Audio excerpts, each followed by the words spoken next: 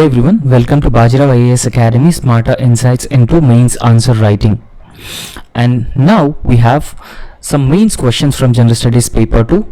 So we'll be understanding the theme, structure, presentation of all the questions that we're going to discuss today. So the first question that we have is, in contemporary development models, decision making and problem solving responsibilities are not located close to the source of information and execution. Defeating the objectives of development, critically evaluate. And in fact, this is an open-ended question. And in fact, writing answers to such type of questions requires the critical thinking. So therefore, firstly, we have to understand what exactly is the theme of this particular question. Now, in fact, in contemporary world, the developmental models that we have and the decision making and problem solving responsibilities are not located close to the source of information or execution. So therefore, it has been defeating the objective of overall development. So critically evaluate. Now, when you write this answer, you have to provide examples and data along with this particular answer, and you need to divide this question into component parts and you need to address each of these components. Now, in the model framework of the answer, what you have to write in the introduction. Now, in the introduction, the modern development models, they often follow a top-down model, and in fact, they very often sideline the local knowledge and participation of the people as well. And in fact, in India, participatory governance is very important to address the developmental challenges. Now, in the body part of the answer, you need to write that the decision making in India remains centralized, and in fact, it is away from the existing ground realities. So therefore, overall, it has been causing inefficiencies in decision making. And in fact, the lack of local empowerment, it further hampers the need-based solutions that are required for different regions across the country. However, the successful decentralized models which are already followed by the states like Kerala's People's Plan, they show the benefits of local governance, participation of the people in the decision-making process. Such local models will address the problems of the people who are facing at the ground level. Now, in the conclusion of this answer, you have to write about the emphasis or the need to achieve inclusive development. And in fact, to achieve this inclusive development, responsibilities must shift closer to the grassroots for effective execution and accountability. So this is the model framework of this answer. In the introduction of this particular question, so you have to write that the contemporary developmental models, and in fact, the contemporary developmental models, most of these developmental models are centralized in nature. And in fact, these developmental models often place the decision making and the problem solving responsibilities at the higher bureaucratic or political levels. And this approach is known as the top-down approach. And in fact, the top-down approach is not taking into consideration the ground realities or the grassroots level realities. So this misalignment leads to the inefficiencies, delays and failure in the addressing the existing problems and challenges in a much more effective and efficient manner. And in fact, the objective of any society is achieving inclusive and sustainable development. And in fact, we have SDG 2030 agenda that we need to achieve the 17 sustainable development goals by the year 2030. And apart from that, inclusive development is also very important for a country like India. And in fact, so all these problems which are existing when it comes to the decision making, it has been undermining the objectives of inclusive and sustainable development in India. And this is how you have to write a brief introduction in this answer. And in the body part of the answer, you need to first talk about the centralization of power, and that further leads to the top-down approach. And in fact, very often it is being emphasized on the bottom-up approach, because the bottom-up approach takes into account the ground realities. And if we talk about the centralization of power, now firstly we need to emphasize on top-down approach, because planning often happens at the national and state levels without the adequate inputs from the grassroots level. And if you take adequate inputs from the grassroots level, so those inputs will help you tackle the existing challenges at the grassroots level. For example, the rural housing schemes sometimes ignore the local climatic conditions and the cultural preferences.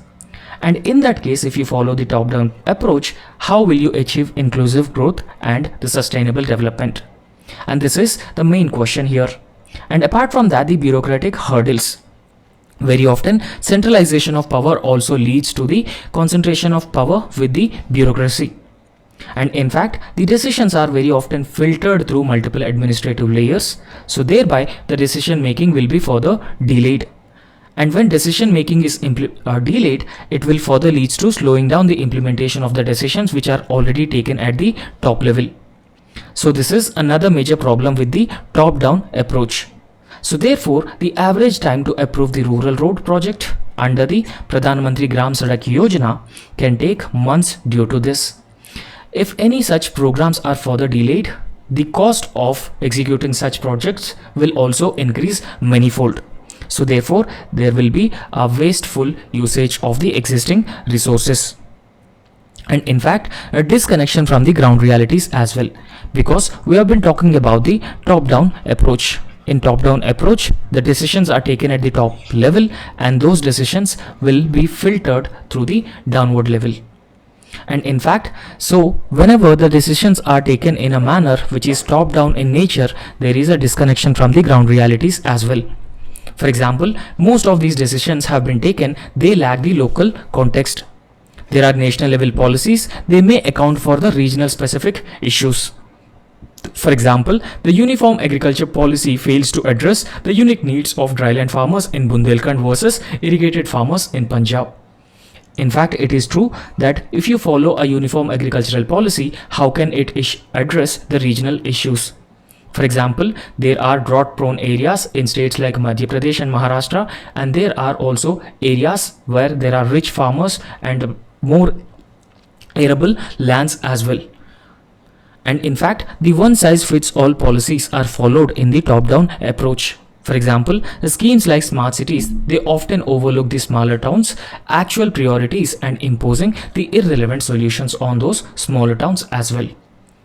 And this is another major challenge of or associated with the top-down approach. And in fact, they are even undermining the local institutions which are created by the 73rd and 74th Constitutional Amendment Act, and local self-governance institutions also given the constitutional status under 73rd and 74th Constitutional Amendment Act.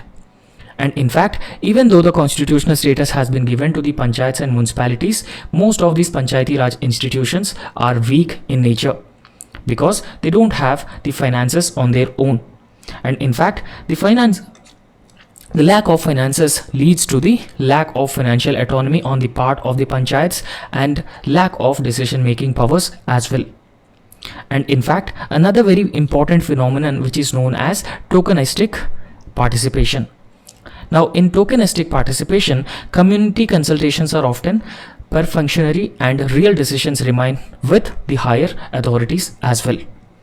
However, the successful decentralized models as well, and there is a need to follow the successful decentralized models at the grassroots level or local level. And decentralized models emphasize on participation of people at the grassroots level. For example, Kerala's People's Plan campaign. And in this Kerala's People's Plan campaign, so it empowered the local bodies, led to a better health, education and infrastructure outcomes at the grassroots level. And in fact, the top-down approach very often not emphasizing on the ground realities. Now, the problems at the grassroots level. And if this top-down approach not focusing on the problems at the grassroots level, how would you know the priorities of the local self-governance institutions or at the grassroots level? However, if you empower the grassroots level institutions, it will lead to the decentralization of democracy, participatory democracy, and even the grassroots democracy, and that will lead to the better outcomes in health, education, and infrastructure. For example, Mahatma Gandhi National Rural Employment Guarantee Act, and when it is implemented with the local planning, it effectively provides employment and it also builds the local assets as well. So therefore, there are successful decentralized models and there is a need to follow the successful decentralized models across different areas. So one size fits all policy will not work in a country which is having a vast size. A majority of the population are living below poverty line, or major population are still dependent on the agricultural sector. So therefore, ultimately in the conclusion of this answer, what you have to write, so for development to be truly participatory, efficient and sustainable, decision making and problem solving must be evolved to those closest to these issues. Particularly, we have been emphasizing on the grassroots level institutions or people who are living at the grassroots level because they have the better idea about the problems that they have been facing. And in this context, strengthening local self-governance institutions, ensuring the fiscal devolution, financial autonomy of the local self-governance institutions, and also incorporating the local knowledge. These elements are essential for aligning the developmental goals with the ground realities and also achieving inclusive development and also sustainable development objectives. So this is how you can write a good answer for this particular question. And always remember that you need to divide the question into number of component parts and you need to mention the examples in each of these component parts as well. And next question is about the National Commission for Protection of Child Rights. And in this question, it is asked that the National Commission for Protection of Child Rights has to address the challenges faced by children in the digital era. And in fact, we knew in the digital era how the digitization has been affecting the children and the learning outcomes and their socialization as well. So therefore, in this context, how National Commission for Protection of Child Rights has to address the challenges faced by the children in the digital era.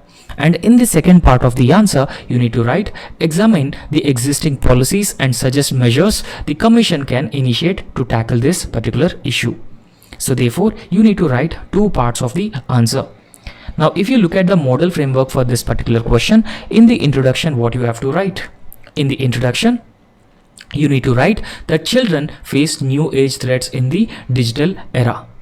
Now, when I say new age threats, for example, the cyberbullying, online abuse, privacy violations. There are many issues that children have been facing in this digital era. So you briefly introduce the issues that children have been facing in this digital era. And in the body part of the answer, you need to mention policies like IT Rules 2021, Protection of Children from Sexual Offences Act, which is also known as POCSO Act, and National Commission for Protection of Child Rights guidelines exist, but it lack a strong enforcement or implementation of those guidelines to protect children from the digital era or negative effect of digitization. Now, in this context, you should emphasize on digital literacy and the monitoring of children. And in the conclusion of this answer, the National Commission for Protection of Child Rights must strengthen the child-centric cyber laws, promote awareness, collaboration with the platforms, and safer digital ecosystems as well. So therefore, this is how you have to write the answer. However, remember, in the body part of the answer, you need to address the two parts with relevant examples and adequate amount of data. So that's how you need to structure this answer. Now, in the introduction of this answer, what you need to write? So the National Commission for the Protection of Child Rights, it has established a Commission for Protection of Child Rights Act. So in fact, this legislation has provided for the establishment of National Commission for the Protection of Child Rights. And in fact, the legislation in the year 2005 is mandated to ensure that the laws, policies, programs are aligned with the rights of children. As a children, you enjoy certain rights, and therefore, in order to protect those rights, Parliament, through a legislation, National Commission for the Protection of Child Rights has been created. And we all knew that we have been living in a digital era. Now, excess digitization also affecting the children. So in fact, children have been facing many problems or many vulnerabilities, such as the online abuse, cyberbullying, or data privacy breaches, and even digital addiction as well. So therefore, in this context, it is important for the National Commission for the Protection of Child Rights to evolve its strategies to protect child rights from the digital abuse in this digital era. So this is how you need to write the introduction very briefly. And in the body part of the answer, what you need to write? And again, divide this question into number of component parts, and you need to address each this component part with adequate amount of data and examples. So let's understand the existing policies and initiatives. For example, the IT Rules of 2021. And if we talk about the IT rules of 2021, it mandates the social media platforms to remove child sexual abuse material and prohibits the hosting harmful content. This is what the IT rules 2021 have mandated. And apart from that, the POCSO Act was also passed in the year 2012. So it is Protection of Children from the Sexual Offences Act. And this act covers online child sexual exploitation, and it also prescribes strict and stringent punishments for those who are violating the provisions of the POCSO Act. And apart from that, you should also talk about the National Cybercrime Reporting Portal. And this National Cybercrime Reporting Portal enables reporting on cybercrimes, including those against the children as well. So this is another major initiative that has been undertaken to protect the rights of the children. And similarly, the National Commission for the Protection of Child Rights has also issued the guidelines as well. And in fact, these guidelines are actually issued to the advisories for safe online gaming and responsible digital content for the children. So therefore, there will be no abuse, no privacy related violations for the children in this digital era. It will lead to healthy socialization of children, better learning outcomes for the children, better mental health and psychological health of children. So keeping this in mind, all these initiatives have been launched by the National Commission for the Protection of Child Rights and different other agencies across India. However, let's understand some challenges in this digital era. Now, if we talk about the challenges in the digital era, so the first challenge is cyberbullying and grooming. Particularly during the COVID-19 pandemic, there has been an increased screen time for the children. And this increased screen time of children has increased the chances of them being exposed to the predators as well.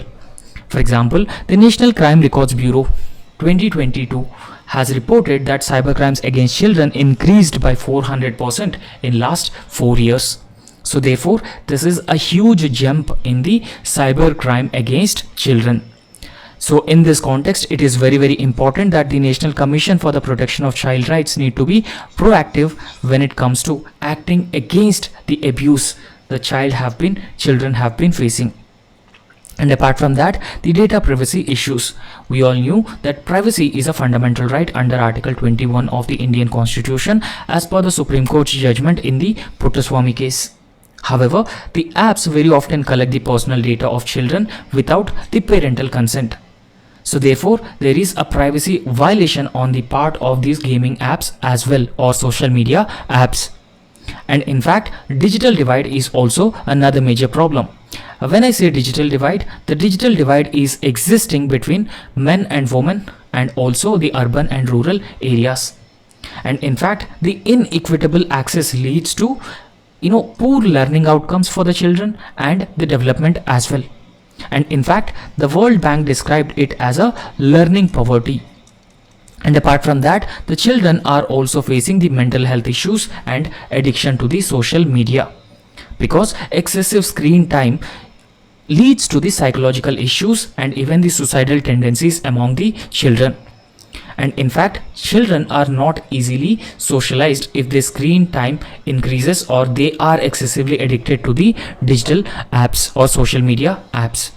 However, the National Commission for Protection of Child Rights has suggested the following measures to address this problem in the digital era.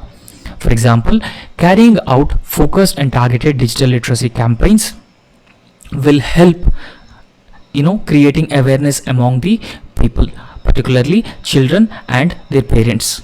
So therefore, there is a need to launch age appropriate awareness programs in collaboration with schools and parents. And similarly, child safe digital certification is also very important. Now in this context, we need to certify apps, websites safe for children through a regulatory oversight. And apart from that, we should also establish a tech monitoring cell, and this tech monitoring cell will act as a dedicated unit to monitor and also flag the harmful online content. So therefore, it will not lead to the mental health issues, psychological issues, the abuse of the children as well. And similarly, the collaboration with the other platforms, including the social media platforms and the gaming apps, is very important.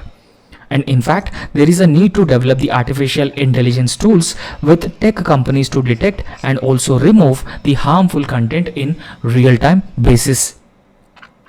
And in fact, it is also very important that there is a need to set up helplines and counseling for the students.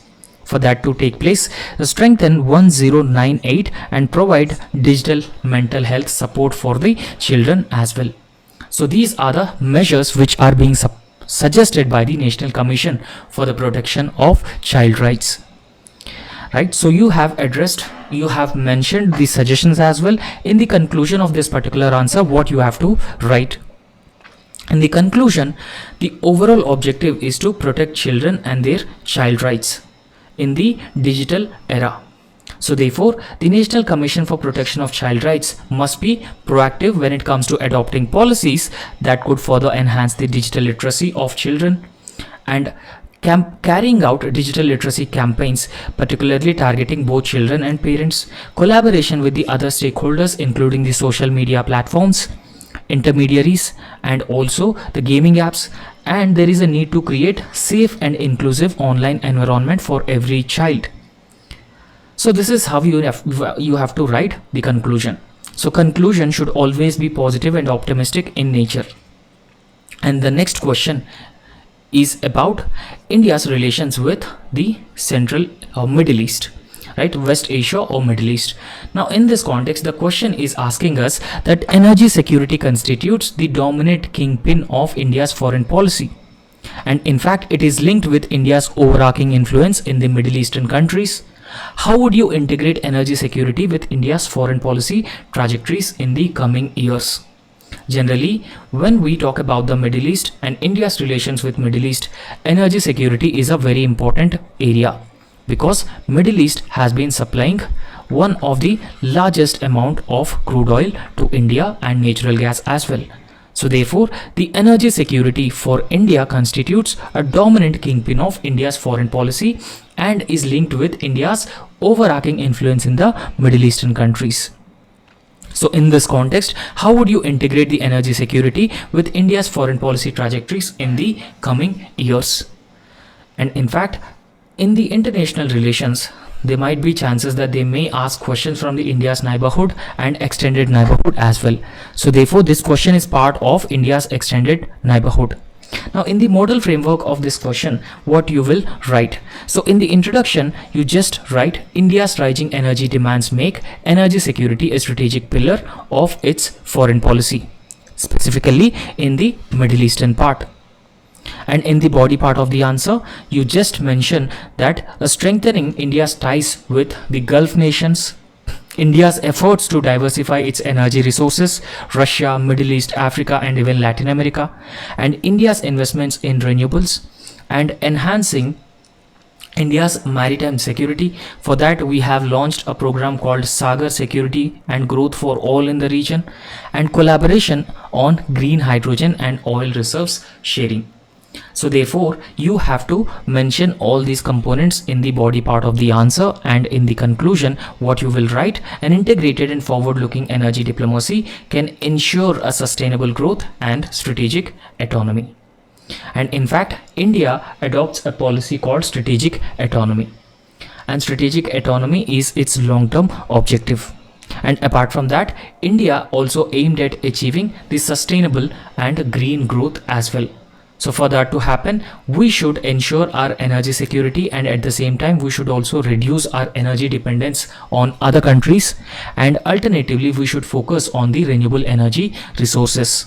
So that's how you need to write the conclusion. And if you look at the actual answer, so it is always better if you write some data about India's total oil imports. And in fact, India is the third largest energy consumer around the world. Right? So India is the third largest energy consumer globally. And in fact, India also dependent heavily on energy imports to fuel its economic growth. And in fact, for India, energy security is very important. And because India is the third largest consumer of crude oil globally. And apart from that, 85% of the crude oil we have been importing from other countries, and plus 50% of the natural gas also we have been importing from other countries, predominantly from Middle East, but in recent times Russia has occupied this place. So in this context, energy security is not just an economic imperative, but it is also a strategic component on the part of India's foreign policy. And in fact, India's energy security shapes diplomatic engagements, trade partnerships, and even the geopolitical alignments as well. So this is how you have to write the introduction in this answer. Now in the body part of the answer, what you need to write? Now in the body part of the answer, you need to talk about the strategic importance of the Middle Eastern countries. Now if we talk about the strategic importance of the Middle Eastern countries, so firstly you need to talk about the energy security, because 85% of the crude oil and 50% of the natural gas we have been importing from other countries, mostly from Middle East. And apart from that, you need to talk about the diaspora. Diaspora is also another very important element when it comes to India's engagement with the Middle Eastern countries. And apart from diaspora, the remittances, because remittances are very often associated with the diaspora population. So in this context, a major energy supplies, because countries like Saudi Arabia, Iraq, Iran, UAE and Qatar, so they actually account for around 60% of the India's total crude oil imports. And secondly, the diaspora, as I've already mentioned, because diaspora is associated with the remittances, and India is the largest remittances receiving country. Over 9 million Indians, they live in the Gulf, and they have been contributing significantly for India's forex reserves. As I've already told you that India is the largest remittances receiving country, more than 100 billion US dollars every year. However, if we talk about the current foreign policy approaches, so firstly we need to talk about the energy diplomacy of India and the Middle Eastern countries. Between India and Middle Eastern countries, there's always a high level visits, and in fact the energy deals. For example, energy deals with the company Aramco and ADNOC as well. And Chabahar port in Iran is an alternative route for India's access into the Central Asia bypassing Pakistan. So therefore, it will further enhance India's access to the Central Asian energy markets. So thirdly, the strategic oil reserves. For example, we have agreements with the United Arab Emirates and Saudi Arabia to store crude oil in Indian facilities, which are also called as strategic reserves. Right, so we have been developing the strategic oil reserves in collaboration with countries like UAE and Saudi Arabia. And then we need to talk about the future trajectories for the larger integration. So for the larger integration, if we talk about the future trajectories, firstly India should focus on diversification of the energy resources. So first, we should not just dependent on Middle East, rather we should have the multiple sources for securing our energy security. So therefore, in this context, it is important for India to expand its partnerships with Russia, US, Latin America and Africa.